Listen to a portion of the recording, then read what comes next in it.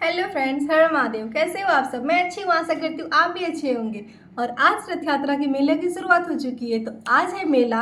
हमारे यहाँ एक परंपरा है कि रथ यात्रा के मेले के दिन हम लोग कुछ स्पेशल बनाते हैं। जैसे कि आइए बताती हूँ क्या। आज बना रहे हम दाल की पूड़ी। और यहाँ पे ये देखिए मेरी पूड़ी कितनी सही बन रही है। इसके साथ हमने बनाया है सूरन की सब्जी, ये सब्जी, और बना है खीर। और ये रहा फाइनल लुक। बचपन में हमें रथ यात्रा का मतलब सिर्फ दो ही चीज़ पता था। एक तो कि ढेर सारा झूला झूलने को मिलेगा और दूसरा नन खटाई खाने को मिलेगा, क्योंकि पूरे साल वेट करते थे इस मेले का और जहाँ हम लोग नन खटाई खाते थे।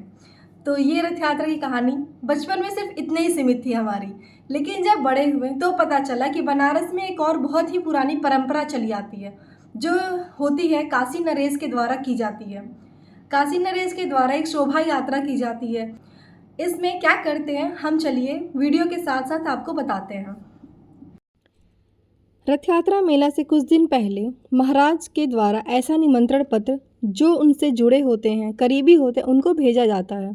और रथ यात्रा के दिन उनकी शोभा यात्रा निर्धारित की जाती है। सभा बैठती है जहाँ पे लोग अपना सभा में ग्राम के लोग सब अपने समस्याओं को उनके सामने रखते हैं, अपनी बातें रखते हैं। ये मौका होता है जो कि आमना सामना होता है राजा से, खुल करके कोई भी उनसे बात कर सकता है। यहाँ उनके आने की तैयारी हो रही है। रथ यात्रा के पावन पर्व पर महाराज बलवंत सिंह का सब लोग स्वागत करने वाले हैं।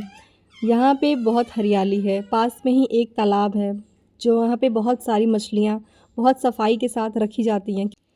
ये जो आप हाथी देख रहे हैं, इनको बहुत सुंदर से सजाया जाएगा और इस पे महाराज की बैठ करके शोभा यात्रा निकलेगी, जो कि देखने में बहुत भव्य हो रही है।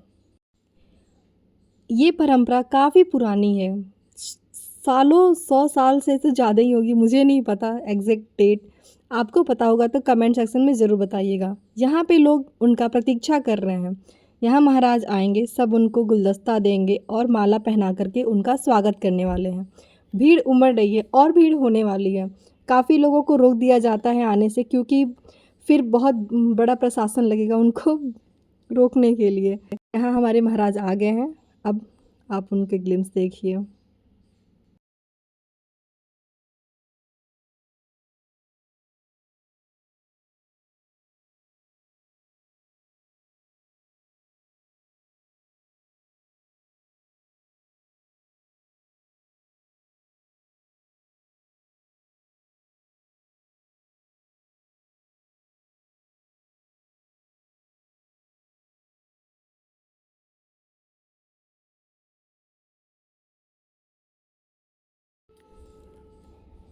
ये हमारी चाचा जी उनका स्वागत करते हुए, और बाकी लोग उनका स्वागत कर रहे हैं। और अब जाएंगे हम लोग बैठक में। बैठक लगेगी जहाँ पे दरबार है, ये यहाँ पे सब उनको नजराना पेश कर रहे हैं।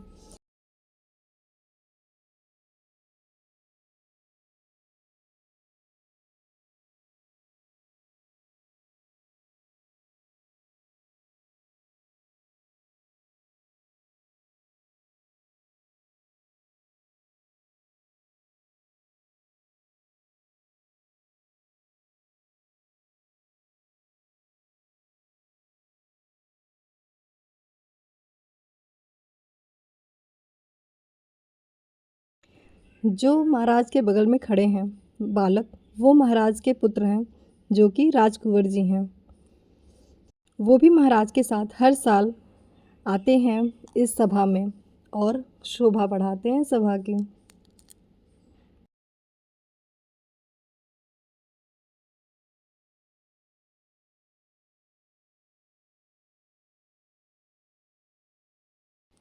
बैठक लग चुकी है, अब सब लोग अपनी समस्याएं पेश कर रहे हैं। महाराज सबकी बहुत विनम्रता पूर्वक सुनते हैं सबकी समस्या, और उसके बाद डिसाइड करते हैं कि उनको आगे क्या करना है, किस पे क्या कितना उनको वक्त देना है।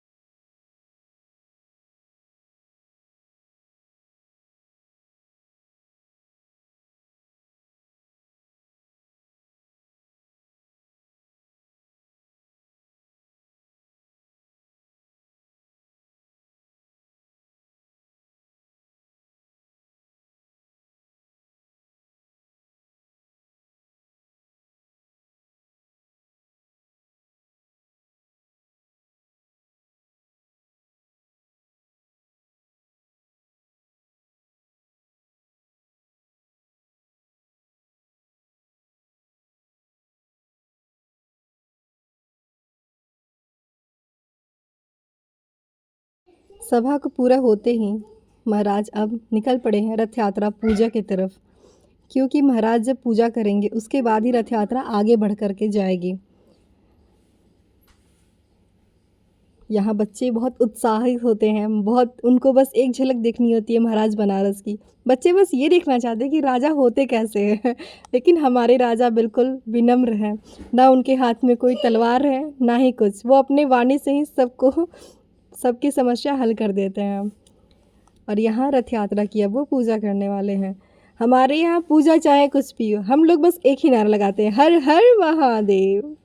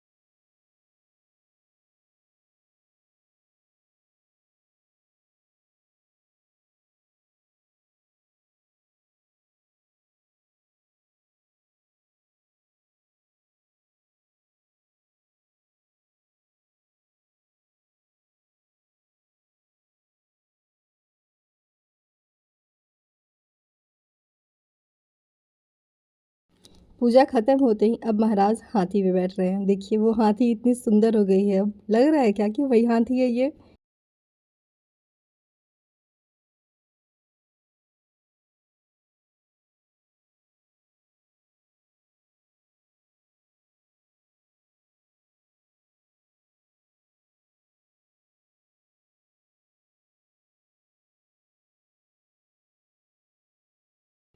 जो आप वीडियो में देख पा रहे हैं ना, ये कुछ नहीं दिख रहा है इसमें, जब आप सामने से देखेंगे तो बहुत ही अद्भुत नज़ारे दिखते हैं, इतनी भीड़ और महाराज की ये यात्रा।